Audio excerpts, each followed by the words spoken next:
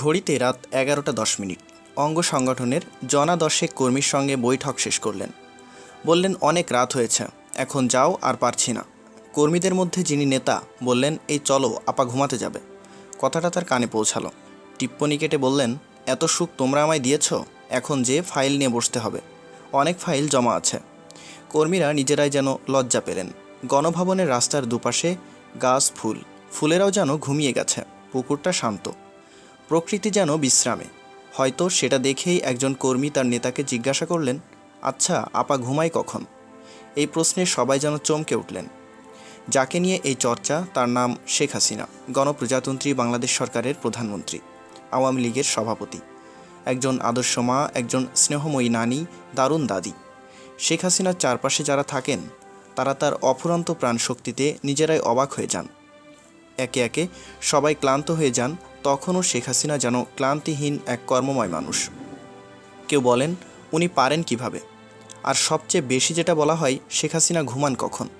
নাকি তিনি জেগে থেকেই পাহারা দেন বাংলাদেশকে সব অমঙ্গল থেকে?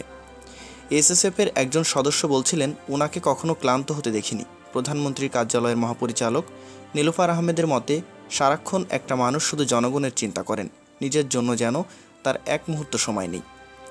শেখ হাসিনার দিন শুরু হয় সুবহে সাদিকের আগে। উঠেই তিনি তাহাজ্জুদের নামাজ পড়েন, তারপর ফজর, এরপর এক কাপ চায়ের সাথে রবীন্দ্রসঙ্গীত আর সংবাদপত্র। পত্রিকা থেকে প্রয়োজনীয় খবরগুলো আগেই জেনে নেন। নাস্তার টেবিলে টেলিভিশনে চোখ বুলিয়ে নেন। সাধারণত 9টা থেকে 9:30টার মধ্যেই তিনি বেরিয়ে পড়েন, হয় কোনো অনুষ্ঠানে, অথবা মন্ত্রিসভা কিংবা একনেকের সভার জন্য। আর কোনো দিন কোনো কর্মসূচি না থাকলে ফাইল নিয়ে বসেন। বৈঠকে, অনুষ্ঠানে, দপ্তরেই সেরে নেন হালকা দুপুরের খাবার। এ সময় একটু বিশ্রাম, এরপর আবার মিটিং কাজ। সন্ধ্যায় দলের নেতা, প্রশাসনের পদস্থরা আসেন। কারো অ্যাপয়েন্টমেন্ট থাকে, কেউ চলে আসেন এমনি। শিক্ষক আসেন, আইনজীবী আসেন। সবার শুধু চাওয়া আর চাওয়া। অসীম ধৈর্যশীল এই মানুষটি শুধু শোনেন না, পরামর্শও দেন। এভাবে চলে প্রায় মধ্যরাত। সবাই চলে যায়। শেখ হাসিনা রাতের খাবার খেয়েছেন কিনা জিজ্ঞেস করবে কে? মাঝে মাঝে না খেয়েই হয়তো কাজে ডুবে যান আরও কিছুটা সময়। মাঝে মাঝে অবশ্য এর ব্যতিক্রম হয়।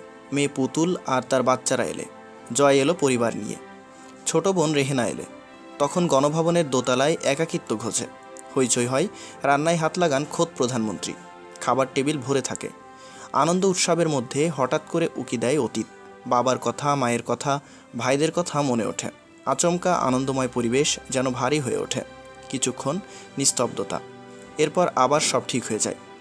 এভাবেই চলে ব্যস্ত কিন্তু নিয়ম নিঃসঙ্গতার এক ছুটে চলা, যে ছুটে চলার মধ্যেই এদেশের উন্নয়ন, এদেশের মানুষের ভাগ্য।